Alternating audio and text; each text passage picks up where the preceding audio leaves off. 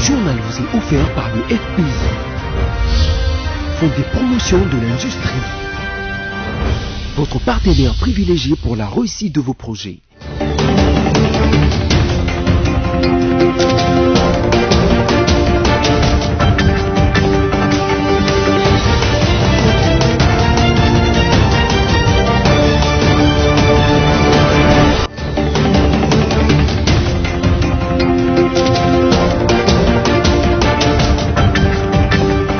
Mesdames, Messieurs, bienvenue à ce nouveau numéro du journal sur BSC TV. Voici le sommaire. Tel qu'annoncé, le chef de l'État Félix-Antoine Tshisekedi Tshilombo a débuté les consultations ce lundi 2 novembre 2020. Les institutions d'appui à la démocratie, les confessions religieuses ainsi que les structures spécialisées dans les questions électorales ont été reçues en premier. L'intégration de la masculinité positive a été au cœur de 2 jours d'ateliers de réflexion organisés à Kinshasa par la structure Abari RDC. À la tête d'une délégation à Kisangani dans la Chopo, le directeur général de l'office de route Herman Mutima inspecte les travaux de voirie.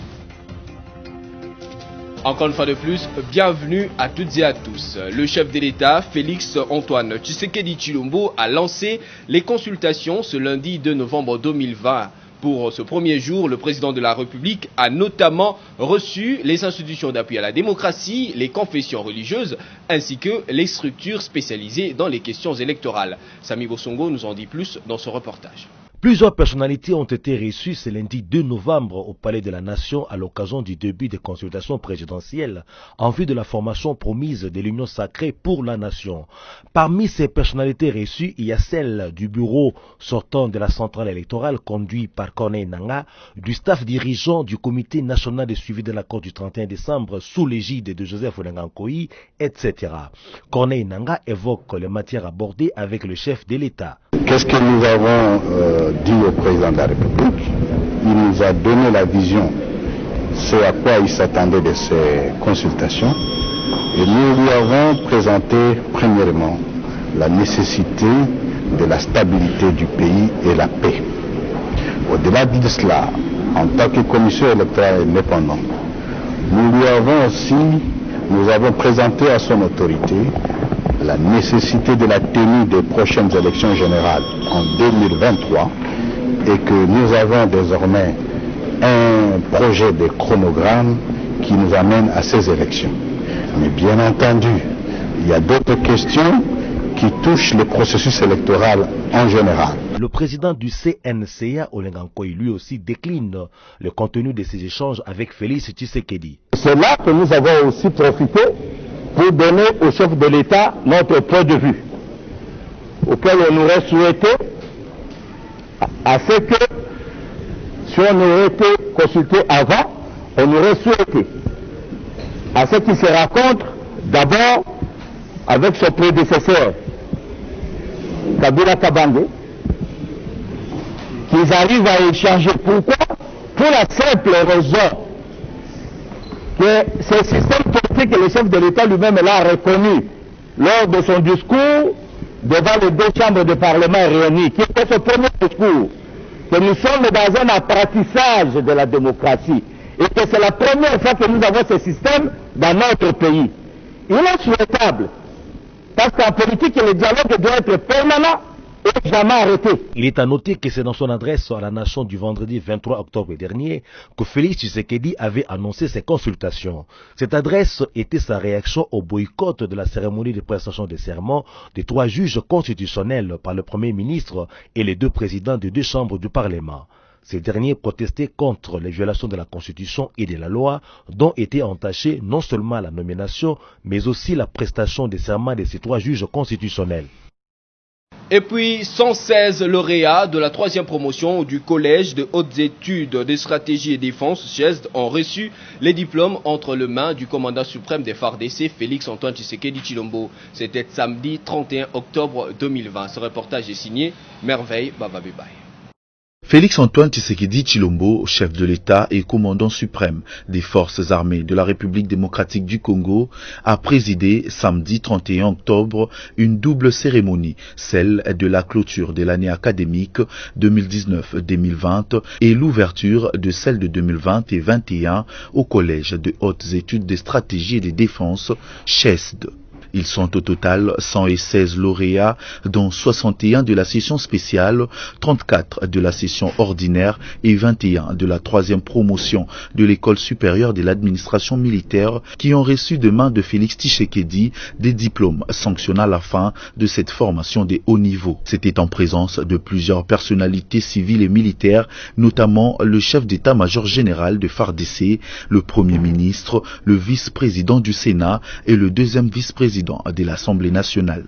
Notez que cette formation a connu la participation de certains officiers supérieurs de la sous-région. Après la double cérémonie du CHESD, Félix-Antoine Tshisekedi Tshilombo a pris les vols pour Oyo, en République du Congo, pour échanger avec son homologue, Denis Sassou Nguesso. Sur place, il rencontre le président équato-guinéen Amadou Sissoko Embalo et ensemble, aux côtés de leur hôte, ils ont assisté dimanche 1er novembre à la cérémonie du dépôt de gerbes de fleurs à l'occasion de la Toussaint. Parlons toujours du président de la République, Félix-Antoine Tshisekedi Tshilombo, qui a mis en place samedi 31 octobre un panel chargé d'accompagner le mandat de la RDC à la tête de l'Union africaine pour l'exercice 2021-2022. Cette équipe sera dirigée par le professeur Alphonse Ntumba Luaba. Liévin Luzolo nous en dit plus. Ce panel a pour mission d'appuyer le chef de l'État dans l'implémentation de sa mission et de son plan d'action.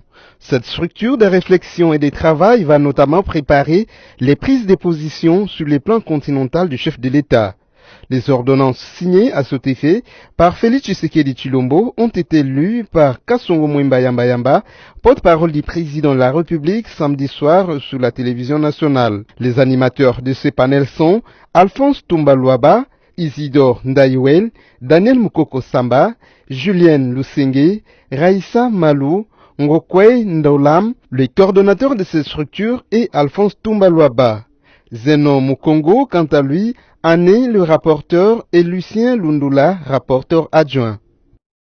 Tout à fait autre chose à présent, l'examen de la situation générale du pays était plus que nécessaire dans le rang du Front commun pour le Congo, FCC, raison pour laquelle l'autorité morale de la dite plateforme, Joseph Kabila Kabange, a invité les députés et sénateurs pour échanger. Occasion pour les élus de réitérer leur loyauté à l'autorité morale. Suivez. Jeudi 29 octobre 2020, l'autorité morale du FCC, Joseph Kabila Kabange, a réuni à Kingakati les élus, députés et sénateurs, ainsi que plusieurs personnalités politiques, grosses pointures, cadres provenant des partis politiques et regroupements politiques du Front commun pour le Congo. C'était sous la géante Payotte Kisangani qui a drainé grand monde. Une image forte de la vitalité du FCC et surtout de la loyauté envers l'autorité morale, Joseph Kabila Kabange. Dans ce mot, le coordonnateur Némi Mouila Wilonja a remercié de tout cœur l'autorité morale, exprimé la gratitude envers elle et rappelé l'œuvre que l'ancien président a accomplie pour la mère patrie. Immédiatement après, différents orateurs se sont succédés à la tribune. Dans ce message, le Raïs, orateur du jour, a mis en exergue la cohésion et l'unité de la famille politique, la discipline, le patriotisme, l'humilité au quotidien, la maîtrise de soi et surtout le calme en toutes circonstances et le sens de la dignité. Dans la foulée, l'autorité morale a jeté des fleurs à ses camarades pour la fidélité. Une séance de conscientisation, de surcroît un réarmement moral dont le point d'orgue a été la motion de soutien. Nous, députés nationaux et sénateurs, membres du FCC, saisissons cette opportunité que nous offre la présente rencontre du parc de la vallée de Kingakati pour réitérer à vous notre autorité morale, son Excellence Kabila Kabange Joseph, notre soutien, notre fidélité et notre attachement indéfectible en ce moment crucial de l'histoire de notre très cher pays. la République démocratique du Congo. Nous vous prions, Excellence, autorité morale, de compter sur notre engagement aux idéaux prônés par le FCC pour le bien-être du peuple congolais et la sauvegarde de la paix, de l'unité nationale et de l'intégrité territoriale. Soyez rassurés que les 338 élus ainsi que le sénateur, membres du FCC, sont acquis à la cause très noble que votre Excellence défend. Face au climat politique actuel, nous sommes sereins et déterminés à rester unis au sein de notre famille politique en tant que FCC. Que Dieu bénisse le FCC, son autorité morale et la République démocratique du Congo, et vous remercie. Toujours dans le même ordre d'idées, les députés et sénateurs du Front commun pour le Congo ont réagi juste après les assises. Images et commentaires. Beaucoup de sagesse, beaucoup de pondération et beaucoup d'amour patriotique. Joseph Kabila reste un homme pacifique, un homme qui aime le Congo au-dessus de tout et un homme qui tient à l'unité, au développement de ces pays au-delà des intérêts personnels. Il a un seul souci, c'est le Congo, le Congo, le Congo. Il le répète. Nous avons un homme sage. Pour aujourd'hui, c'est des leçons de sagesse que nous avons reçues pour ne pas trahir le Congo. C'était une occasion pour les élus de réitérer leur loyauté et leur indéfectible attachement au Front commun pour le Congo et à lui, notre autorité morale. C'est un message très fort en tout cas qui interpelle et qui nous conscientise à la fois. Les propos de notre autorité morale, son Excellence Raïs et Afan de Joseph Kabila, en tout cas ont démontré à suffisance combien il est attaché aux valeurs républicaines, nationalistes, mais également à la paix. Ce que je pourrais dire qui a été essentiel dans ce qu'il a dit, c'est de rester serein face à la situation qui prévaut actuellement. Il était nécessaire de ne pas agir de manière épidermique, mais de prendre tout le temps de réflexion. Nous sommes venus auprès de l'autorité morale qui a eu à donner un message de paix, de sérénité, de cohésion dans la famille. Toute l'humilité et toute la retenue qu'il prône face à la tempête qui semble se lever.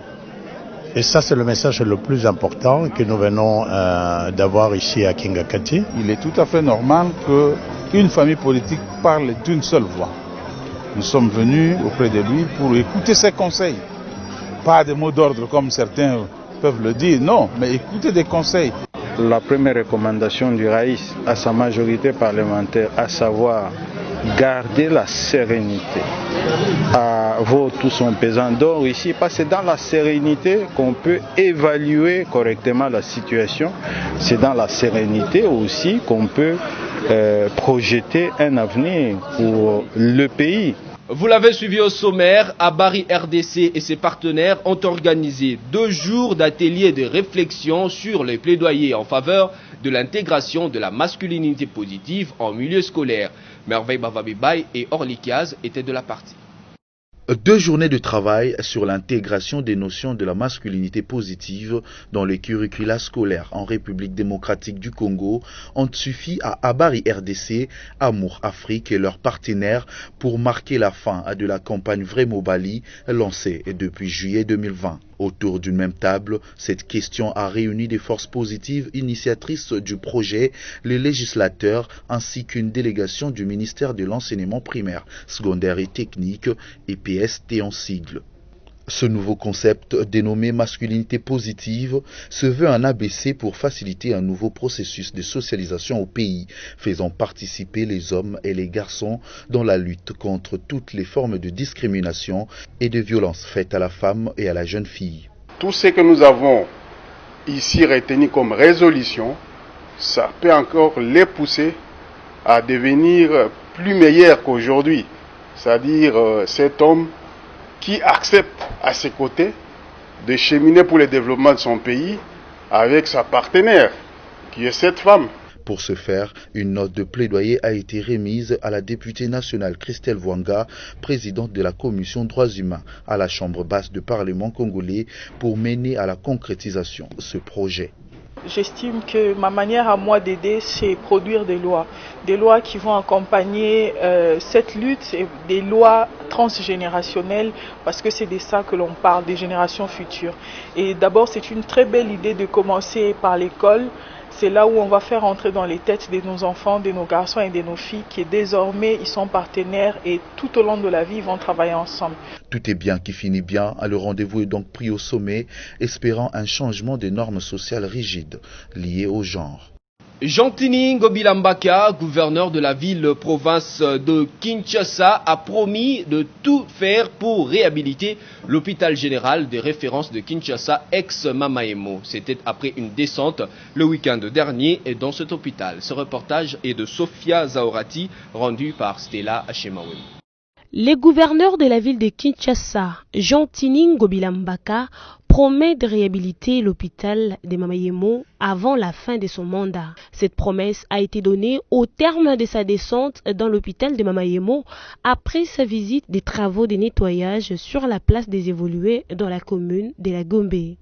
Je tiens à la réhabilitation de cette institution hospitalière. Depuis des lustres, cette institution a été presque abandonnée. Et sous mon mandat, je ferai de mon mieux pour moderniser cet hôpital qui regorge un potentiel énorme, a promis Jean-Tini Ngobila devant le personnel soignant de cet hôpital, tout en invitant ce dernier à s'organiser davantage et à se concentrer sur le travail pour se mettre au même niveau que la clinique Ngaliema. De son côté, le directeur général de l'hôpital de Mamaemo, le médecin Colin Ngobila, a déclaré que sa réhabilitation est d'une importance capitale. Et puis, le directeur général de l'Office des routes, Herman Moutima, conduit une délégation à Kisangani, chef-lieu de la province de la Chopo, pour inspecter le travaux de voirie. Sur la route nationale numéro 4, Herman Moutima a apprécié l'avancement de travaux. Reportage. En homme de terrain, le directeur général Herman Moutima de l'Office des routes est à la tête d'une délégation qui séjourne à Kisangani dans la Chopo. Une visite qui n'est pas du tout repos pour Herman Moutima et sa suite. Parti de Kisangani à 9h locale, la délégation a atteint le Grand Bourbier sur la route nationale numéro 4 au PK 168. Sur place, Herman Moutima a apprécié l'évolution de travaux effectués par l'office de route avec l'entreprise chinoise Xingwei. Cet endroit jadis impraticable rêvait peu à peu sa plus belle robe. Face à la presse, le directeur général Moutima rappelle l'objet de sa mission. L'objet de ma visite est simple. Vous savez que cette route se trouve dans une situation difficile. Les médias en ont parlé. Nous, en tant qu'autorité routière, nous avons été sensibilisés aussi. C'est ainsi que le vice-premier ministre et ministre des Infrastructures et Travaux Publics, à qui j'ai présenté le problème, m'a autorisé de venir ici pour voir la situation. Les travaux qui se font par l'Office des routes et par certains partenaires de l'Office des routes, afin de rapidement d'arranger la situation de cette route. Le vœu est que cette artère soit asphaltée au lieu de tout le temps dépenser de l'argent avec le travaux en terre battue, et de préciser que ce travaux financé par le Fonds national d'entretien routier FONER vont se poursuivre. Nous n'allons pas nous arrêter ici. Cette route doit être asphaltée. Il faudrait qu'au-delà de tout ce que nous faisons ici pour faire passer les véhicules, que ce processus-là d'asphaltage puisse être lancé, des études et des recherches de financement, pour qu'on arrive enfin à terminer définitivement cette situation. Grâce au savoir-faire des agents de l'office des routes, tous les bourbiers sur la voie ont été colmatés à la grande satisfaction des usagers. Je suis très heureux parce que la fois passée, nous on passait ici, on faisait une semaine pour passer ici. Mais Aujourd'hui, je suis venu ici, je suis passé directement là. Je suis très heureux avec le travail que l'Office de route a fait ici. Rappelons que cette route d'intérêt national facilite le transport de produits en provenance de l'Est du pays pour les marchés de Kisangani. Parlons santé à présent. Dans un tweet sur la situation épidémiologique d'Ebola dans la province de l'Équateur, le professeur Jean-Jacques Mouyembe Tanfoum renseigne que la plupart des zones de santé ont déjà réalisé au moins 42 jours sans nouveau cas. Christelle Genda signe ce reportage rendu par Alice Kaban. Sur son compte Twitter, le dimanche 1er novembre, le coordonnateur de la riposte d'Ebola en Équateur, le docteur Jean-Jacques Mouyembe, a annoncé que, dans certaines parties du territoire national, une seule zone a testé un cas négatif le 6 octobre 2020.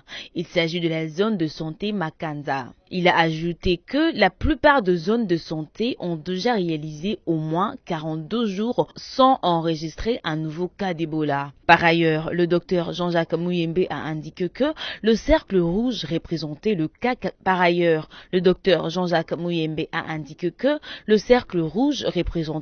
confirmé, tandis que le triangle jaune signifiait le cas probable. Notez que la zone de santé de Makanza est aussi à son 24e jour sans nouveau cas d'Ebola. Toujours en santé, la Covid-19 continue de faire de ravages dans le monde. 2 personnalités africaines ont été testées positives à la Covid-19. L'une pour avoir été en contact avec un malade, l'autre pour avoir été testée positive. Il s'agit du directeur général de l'OMS et du président de la Confédération africaine de football. Ce reportage est de Christelle Genda, rendu par Stella Hachim. Le directeur Tedros Adhanom, directeur général de l'Organisation mondiale de la santé, OMS, a annoncé dimanche soir, via son compte Twitter, qu'il était placé en quarantaine après avoir été en contact avec une personne testée positive à la Covid-19, tout en précisant qu'il n'avait aucun symptôme. Il a ajouté qu'il était extrêmement important que nous nous conformions tous aux directives sanitaires. C'est ainsi que nous allons briser le chaîne des transmissions du Covid-19, a-t-il ajouté. Une autre personnalité sportive internationale touchée par Covid-19 est le président de la Confédération africaine du football, CAF, lui aussi testé positif depuis samedi 31 octobre 2020 à son arrivée au Caire en Égypte. C'est ce qui rapporte le communiqué officiel de l'instance fêtière du football continental publié ce même week-end. Le monde célèbre chaque 2 novembre la journée internationale de la fin de l'impunité pour des crimes commis contre les journalistes. Cette journée a été proclamée en décembre 2013 par l'Assemblée générale des Nations unies lors de sa 68e session. Merci Samaï Anguila. La date de cette journée internationale a été choisie en mémoire de 2 journalistes français, Ghislaine Dupont et Claude Verlon, assassinés le 2 novembre 2013 au Mali. En RDC, 116 cas d'atteinte à la liberté de la presse ont été recensés de novembre 2019 à ces jours par les journalistes en danger GED dans son rapport publié ce 2 novembre 2020. La journée internationale de la fin de l'impunité pour les crimes commis contre des journalistes a été proclamée en date de 2013 lors de la 68e session de l'Assemblée générale des Nations unies et a adopté une résolution intitulée « La sécurité des journalistes et la question de l'impunité ». Cette résolution historique condamne toutes les attaques et violences perpétrées contre les journalistes et les travailleurs de médias. Elle exhorte également les États membres à faire tout leur possible pour prévenir cette violence, en faire rendre compte, traduire en justice les auteurs des crimes contre les journalistes et des travailleurs de médias et veiller à ce que les victimes disposent des recours appropriés. Elle demande en outre aux États de promouvoir un environnement sûr et propice dans lequel les journalistes puissent effectuer leur travail de manière indépendante et sans ingérence indue. Et puis à Bukavu, chef-lieu de la province du Sud Kivu, le corps sans vie d'une sentinelle a été retrouvé dans une parcelle à Nyamwera. Plus de détails, c'est avec notre correspondant depuis le Sud Kivu, Ramazani Saloumou.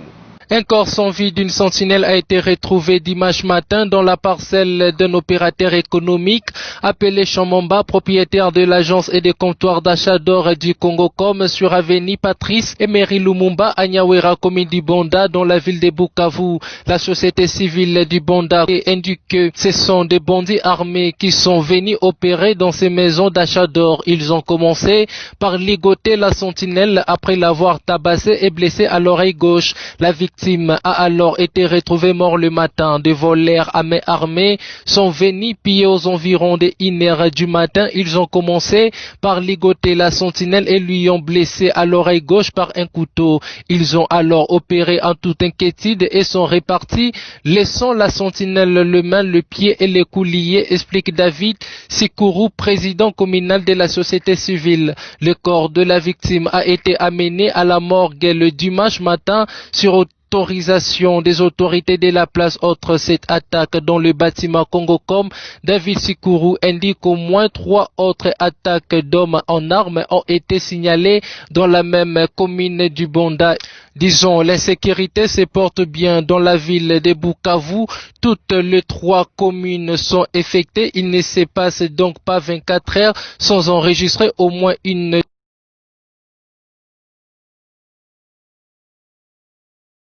Tout à fait autre chose dans ce journal. Dans la salle de banquet de Adonic Sainter, l'honorable député national Véronique Lumanu Simpaka a convié sa famille, ses amis et connaissances pour célébrer ses 50 ans de vie. C'était le samedi 31 octobre 2020. Images et commentaires.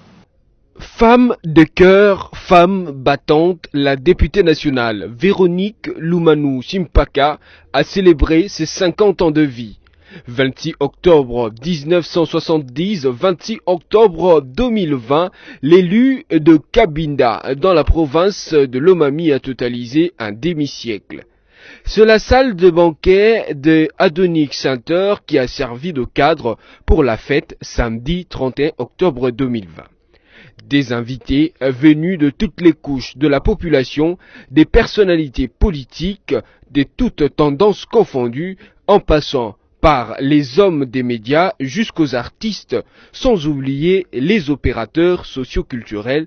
Tout ce parterre d'invités est venu honorer la députée Véronique Lumanu, femme de cœur. Plusieurs temps forts ont marqué la soirée, entre autres les spectacles des enfants, la prestation de la sœur Lombongo à l'entrée de la hôte de la soirée, la remise de cadeaux symboliques par les femmes cinquantenaires. Notez que l'honorable Véronique Lumanu Simpaka, épouse d'Adolphe Lumanu Mulunda Bwanasefu, tous cadres du Front commun pour le Congo, FCC. Et puis après décès de l'homme d'affaires congolais Sindika Dokolo, la police de Dubaï a après autopsie écarté tout soupçon d'acte criminel. Alice Kabangou pour plus d'informations. Aucun acte de crime n'a été suspecté dans la mort de l'homme d'affaires Sindika Dokolo qui s'est noyé en faisant la plongée libre dans le nord de l'île de Baïra, a indiqué la police de Dubaï dans un communiqué rendu public dimanche 1er novembre. Le général de division Kahil Ibrahim, commandant de chef adjoint et responsable des enquêtes criminelles, explique que le 29 octobre, le centre de commandement de la police émirati avait reçu un appel d'urgence concernant une personne qui s'était noyée alors qu'elle pratiquait la plongée en apnée tout près de l'île de Man al-Athab au nord de l'île d'Hiera. Pour rappel, Sindika Dokolo a tiré sa révérence vendredi 30 octobre par noyade à Dubaï. Le programme des obsèques n'est pas encore connu jusqu'à présent. Terminons ce journal, mesdames, messieurs, avec les sports. Tous les 3 matchs organisés par la Vodacom Ligue 1 dans le cadre de la 26e édition se sont soldés par 2 victoires. L'une de ces victoires est celle de l'AS Maniema Union face à Lubumbashi Sport. Sami Bosongo pour les commentaires. L'association sportive Maniema Union fait encore parler sa bonne forme à cette 8e journée entamée de la 26e édition de la Vodacom Ligue 1.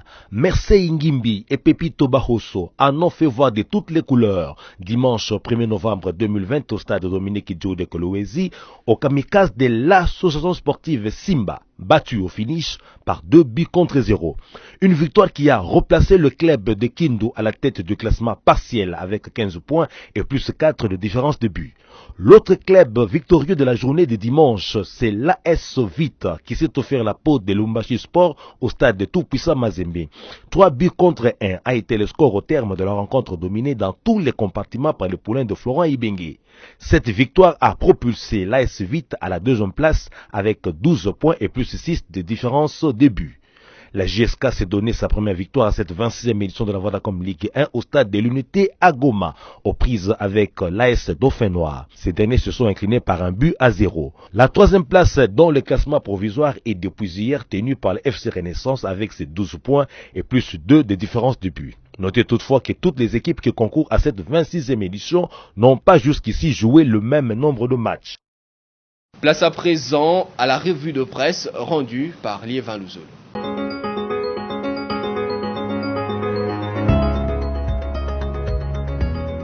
Débutons cette revue de presse avec Forum des As qui titre « Grâce au concours de la société tunisienne EPPM, la Kivu, le lancement des travaux d'extraction du gaz méthane fixé en janvier 2021. » Bonne nouvelle pour la population des Goma au nord Kivu. Le démarrage des travaux d'extraction du gaz méthane dans le lac Kivu sera effectif en janvier 2021 avec les concours de la société tunisienne EPPM. C'est l'objet de la visite dans la capitale congolaise d'une importante délégation de cette entreprise conduite par son président directeur général, M. Afed Daoud. Ce plus grand projet tunisien en RDC est d'une valeur globale de 350 millions de dollars américains. Il a pour objectif la protection de la population de la région du Kivu des gaz toxiques dégagés par le lac et la production de l'électricité, vecteur de développement. Ce projet prendra corps après l'harmonisation des questions juridiques et techniques avec le ministre d'État, ministre des Hydrocarbures. Poursuivons cette revue avec actualité.cd qui écrit « RDC, Nanga insiste sur l'urgence de désigner les nouveaux dirigeants de la CENI ».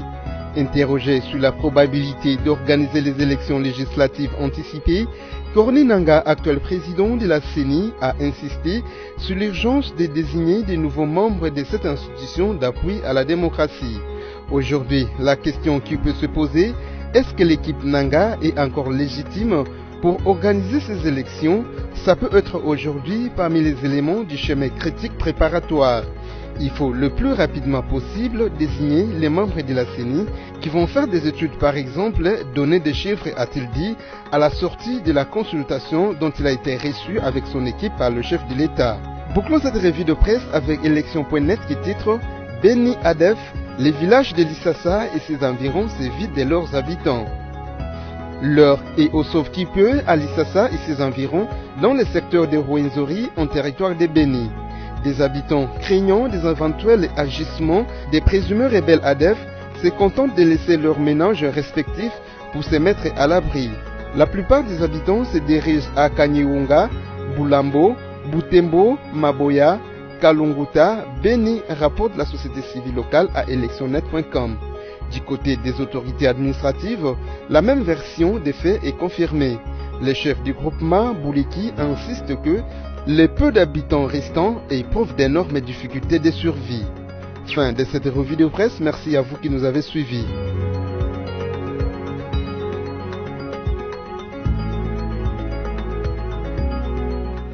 Merci à vous d'avoir suivi avec beaucoup d'intérêt cette revue de presse. À présent, je vous convie à suivre le rappel de principaux titres de ce journal.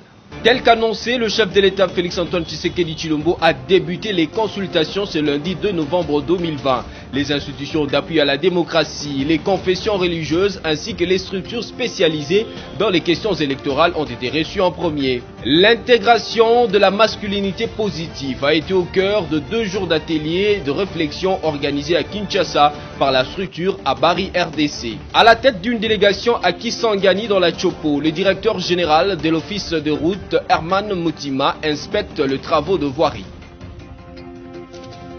Tout est bien qui finit bien. Merci à vous de vous être informés sur BSC TV. Restez-nous toujours fidèles. Je vous retrouve la fois prochaine, toujours avec le même plaisir.